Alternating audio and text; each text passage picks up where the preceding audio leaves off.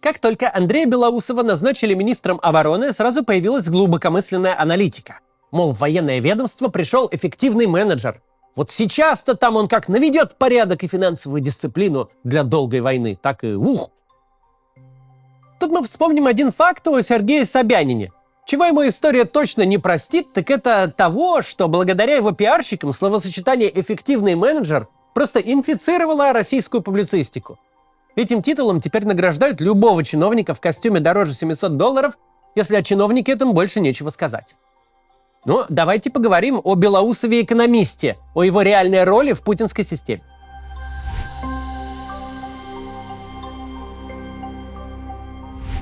Экономический блок российской бюрократии можно условно разделить на две большие части, где одна часть – компетентные экономисты-технократы, которые возглавляют Минфин, Минэкономразвитие и Центробанк. Эти люди занимаются экономической политикой. Они регулируют налоги и государственные расходы, определяют ключевую ставку. Решения этих специалистов имеют прямые последствия в реальном мире. На их компетентности держится режим Владимира Путина. Не на Росгвардии, ФСБ, МВД и вооруженных силах, как многие думают. Даже не на Симоненко с Соловьевым. А вот на этих тихих бюрократах, благодаря которым все вышеперечисленные, от рядового мента до ведущего пропагандиста, получают зарплату настоящими деньгами. Технократы не верят в особый путь России, не рассказывают, что в ней действуют какие-то суверенные экономические законы. Они штудируют лучшие западные учебники, читают статьи ведущих экономистов, применяют в своей работе те же модели и формулы, что американские и европейские коллеги. Они не пытаются сделать хитрое квадратное колесо, которое ездит не хуже круглого. Они просто идут и покупают лучшее круглое колесо, что есть на сегодняшний день. И тем самым обеспечивают то ядро адекватности, которое позволяет неадекватной в целом системе жить день за днем и оплачивать свое безумие. Это как если ты с какого-то перепугу лезешь в драку на соседа и крушишь мебель в своей квартире, а твой отец безотказный бухгалтер, который за все это готов заплатить, и мебель поменять, и стены починить. С другой стороны, в российском экономическом блоке есть те, кто тоже называют себя экономистами, но основная их функция – это говорить Путину то, что он хочет услышать. И вот как раз к таким людям относится новый министр обороны Белоусов.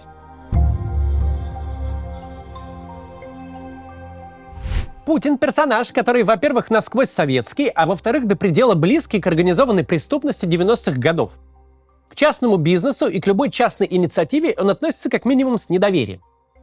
Для Путина, выросшего в СССР, бизнесмен – это спекулянт, живущий на нетрудовые доходы, подозрительный какой-то жулик и паразит на теле общества.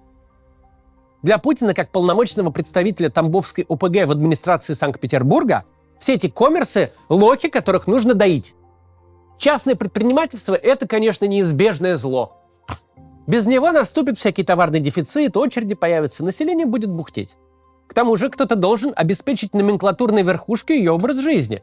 Строить дворцы, привозить люксовые авто, кормить в ресторанах, возить на бизнес-джетах и вообще обслуживать во всех смыслах этого слова. Скорее всего, Путин понимает, что потребительская экономика без частного сектора загнется. Наверняка он догадывается, что если родной любовнице захочется сумочку Луи Вьютон, то Росгосшик привезет заказ через 5 лет, еще и порвет в лоскуты по дороге. Но, похоже, по мнению Путина, частная экономика и частная инициатива должны быть примерно как в ГДР 80-х. Хотите открыть ресторан? Отлично. Колбасную лавку? Сколько угодно. Но на этом все. Коммерсанты никогда не должны забывать о своей роли обслуживающего режим персонала. Ни в коем случае даже не помыслить не имеют права, что у них есть свои интересы, что интересы эти можно защищать. Частный бизнес не должен быть допущен ни к каким значимым активам. Дозволено держать гастробары и барбершопы, но нефтегаз, промышленность, СМИ, банки, инфраструктура – все, что хоть как-то влияет на жизнь страны, должно быть либо в полной государственной собственности, либо под государственным контролем. И уж тем более бизнесу не положено иметь никакого политического влияния. Государство и так этих частников на своей территории терпит. За это они должны быть ему благодарны бесконечно и самозабвенно.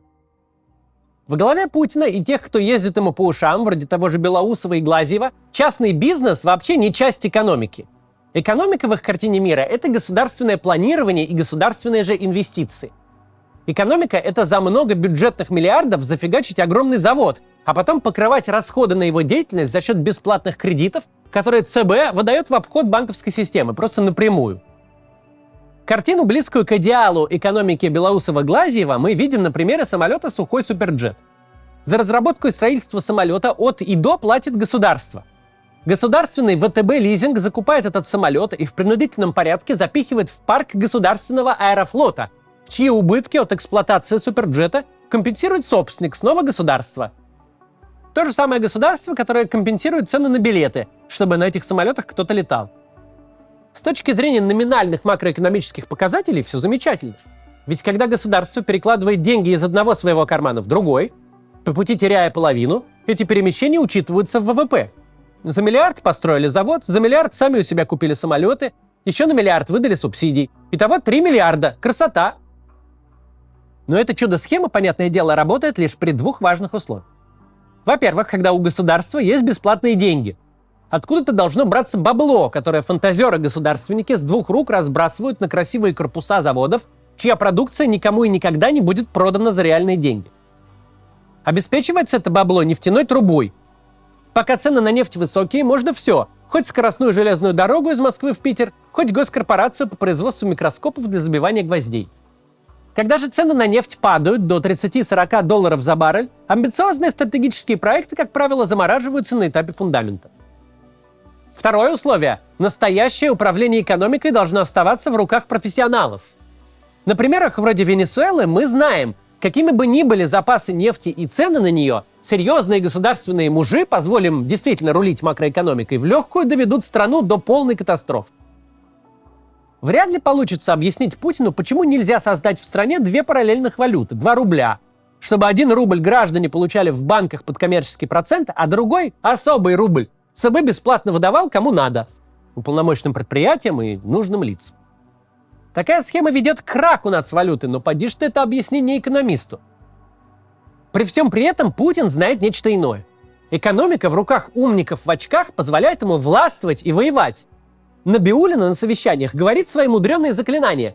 Минфин постоянно пытается на всем сэкономить, не хочет без счета финансировать прям все приоритетные направления государственной политики. Гады они, конечно, спору нет. Все эти умники непонятные и чуждые. Но благодаря им у Путина есть настоящие деньги и, соответственно, настоящая власть. По этой причине государственники от экономики и Белоусов среди них всегда занимали высокие, но ничего не значащие должности.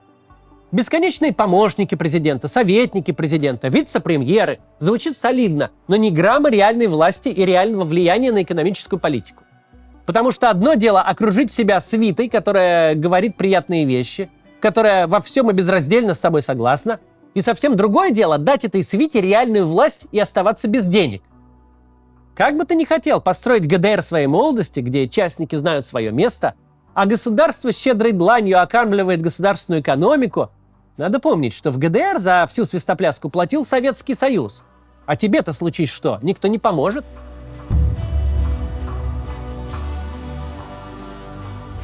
Многие сейчас рассказывают, какого эффективного менеджера поставили во главе военного ведомства. Но вот вопрос, который почему-то многие себе не задают. Где и в чем Белоусов показал эту свою эффективность? Он всю жизнь на должностях помощника, советника и заместителя. За исключением короткого периода, когда Мишустин уходил на карантин, а Белоусов погрел кресло премьера, он буквально никем, ничем и никогда не руководил. Долгосрочных стратегических программ развития написал, дай бог каждому. Советов раздавал больше, чем назойливая тетушка на семейном торжестве. Но если попытаться найти проект, который Белоусов возглавил и довел до ума, то ничего подобного не отыщется. Единственное преимущество нового министра обороны ровно то, что мы описали. Белоусов в полной мере разделяет путинские ценности и взгляд на мир. Он всю свою карьеру построил при Путине и всем ему обязан. У него нет никаких связей ни с армией в широком смысле, ни с самим Минобороны. Все кадры, которыми Шойгу за 12 лет инфильтрировал свое ведомство, чужие люди для Белоусова. У него не будет никаких вопросов относительно глобальных чисток, когда переезд с министерского совещания в СИЗО – дело нескольких часов. Национализация – это не всегда формальный переход права собственности, как в случае с Макфой, которая была частной, а стала государственной. Госструктуры тоже можно национализировать. Любое ведомство, где один и тот же человек просидел в кресле начальника десятилетия с лишним, де-факто уже его собственность. Естественным образом такое учреждение избавляется от всех, кто для начальника чужой. Начинается этот процесс с самого верха. Должности замминистра и начальников департаментов занимают те, кому шеф доверяет лично. Затем процесс продолжается по вертикали вниз. Свои заместители ставят своих помощников, свои начальники департаментов формируют состав глав служб и управлений из бывших однокурсников, дворовых друзей и соседей по дачному кооперативу. Так происходит в системе в целом, так происходит и в ее отдельных частях. В итоге государство начинает полностью зависеть от своего автократа, а министерство целиком выстраивается под несменяемого министра. По всей видимости, Белоусов должен сделать то, к чему более всего приспособлен – провести национализацию. Превратить Министерство обороны из ведомства Шойгу в ведомство Путина. Минобороны могло быть персональной вотчиной Шойгу или кого угодно до тех пор, пока было одним из прочих министерств. Теперь же к его деятельности сведена вся государственная политика. Через него проходит треть всего федерального бюджета. Теперь это уже не одно из министерств, а такое министерство, на которое работают все остальные. По сути, Минобороны сейчас и есть государство, а все остальное лишь сервисные ведомства. Минфин дает деньги, Минздрав лечит раненых, госкомпании клепают снаряды и танки, Минстрой думает, как в снарядной воронке построить дом. Силовики, у которых вся власть, и те работают на обеспечение войны. Даже ФСИН только тем и занят, что рекрутов из-за решетки в армию поставляет. Для более понятного нам примера, вот представьте ситуацию. Ваша компания занималась производством печатных машин. Пару лет назад прибежал взъерошенный менеджер и говорит такой: а давайте будем делать компы. Идея дурацкая, но менеджер хороший, и вы ему такой: ну давай. Выделили бюджетик, пару человек в подчинении, каморку в подвале. И пошло все дело. А потом пришли 80-е, и этот подвальчик стал больше всего вашего офиса и занимает 2/3 оборота всей компании. Позвольте ли вы этому производству оставаться частной лавочкой взъерошенного менеджера? Когда весь бизнес государства – это война, то войной этой должен заниматься не какой-то индивидуальный предприниматель, а верный подаван темного властелина. Когда само государство и есть война, то министр обороны в нем Путин, и прокладка между ним и профильным министерством должна быть максимально послушной и безымянной. На самом деле лучший анализ ситуации сейчас дают не те, кто рассуждают о великих менеджерских и экономических заслугах Белоусова, а Z-каналы, которые в офигении вопрошают: кто, блядь, такой этот Белоусов вообще? А Белоусов никто. И это лучшее CV министра обороны в стране, где диктатор собрался воевать до своей физической смерти. До завтра.